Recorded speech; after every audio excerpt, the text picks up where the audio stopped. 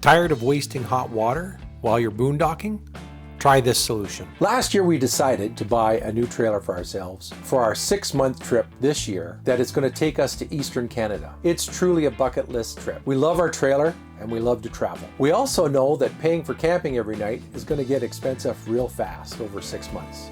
So, like in the past, and maybe like you, we like to boondock. Boondocking allows us to travel to places that are fairly remote. We get to see some beautiful lakes, rivers, streams, all kinds of beautiful things. And there's nothing better than the sights, sounds, and smells of all those wonderful areas where we get to camp. So last fall, we took a 3-week trip. We got to boondock a little, and during that boondocking, we discovered that we were running out of water. Now, it didn't take long for us to figure out that we were running out of water because of our hot water. We have an on-demand hot water system. Now, our trailer is not that small, and we do have the ability to carry 100 liters of water with us, so that should last us for a while. So we really started to pay attention to our water use. And we discovered every time we turned on the hot water tap, our on-demand water heater would run through between 2 and 3 liters of water. And that water, we decided we would just start to save it in a bin. So we would do that. And after a couple of days, we realized we've got like 5 and 10 liters of water just kicking around that we're really not using because we just don't need it at the time. So it was going to waste. So, okay, no problem. Instead of running the hot water for so much and not getting any hot water from the on-demand hot water heater, we would just get the water out of the tap and boil the water that we needed. And solution, right? We're done, we're dusted, that's it. We're gonna do that. Well, after a couple of days, we realized that we're just too damn lazy to be doing that all the time. It takes a long time for water to boil, and we're doing it probably 2-3 times a day, and that was just not working for us. So at this point, we decided to look into the web because wasting this much water while boondocking was really cutting into our time being remote, and we didn't like that. So I searched the internet, and I really couldn't find any solutions that I could get behind. So I decided to come up with a solution of my own. Now, I am a retired mechanical engineer, and I decided that I'd look at the plumbing compartment myself and see if there was a solution that might be available. And it turns out there is something we could do. Now I've got a plan. This project uses a 12-volt water solenoid, some plumbing to suit your RV, a power source, a switch, and some wire. I'm going to just let the video roll showing the various steps I took to build this into my RV. Dimensions, placement, and method will be unique for everyone. I hope this might give you some ideas how you could modify your own system.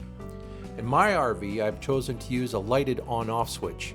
I could have installed a timer, but I'm just keeping this experiment simple. Operation will simply be done by flipping the switch on and watching the temp on the display. Once the temperature reaches a desired point, I will open up the hot water tap to let the cold water trapped in the pipe start flowing.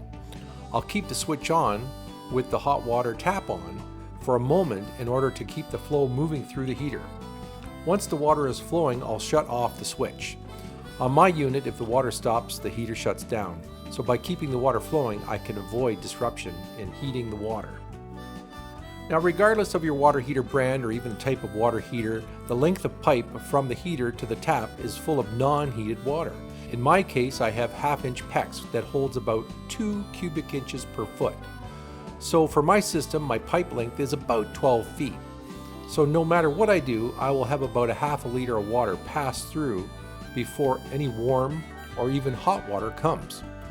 Now that 12-foot pipe length can be reduced to nearly 0 if you place the solenoid directly under the tap and run a return pipe back to your tank.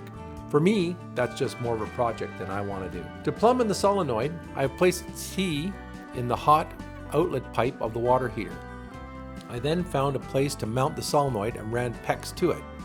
For these solenoids, trust me, they operate best in the vertical position. To get the water back into the tank, I have chosen to place a T in the vent line. I then plumb the solenoid to the T and I position the connecting hose on the top of the T. This way the water can flow straight down into the tank. Of course, the air vent will still function while filling and draining the tank. Even during the solenoid operation, I'm not concerned with the pump potentially pulling a vacuum because the run duration, it's very short. Now to get some power to run the solenoid, I've decided to tap the power supply to the water heater. In my RV, this wire also feeds the pump, so I checked the draw and determined the solenoid addition would not overload the circuit. I had to run 3 wires to my switch as the light in it must be grounded. The entire project only took a few hours to build and install. So there you have it. The solenoid is installed and ready for testing. In a future video, I'll give some updates on how it's working for us. If you like this video, please give us a thumbs up and don't forget to subscribe. See you in the next video.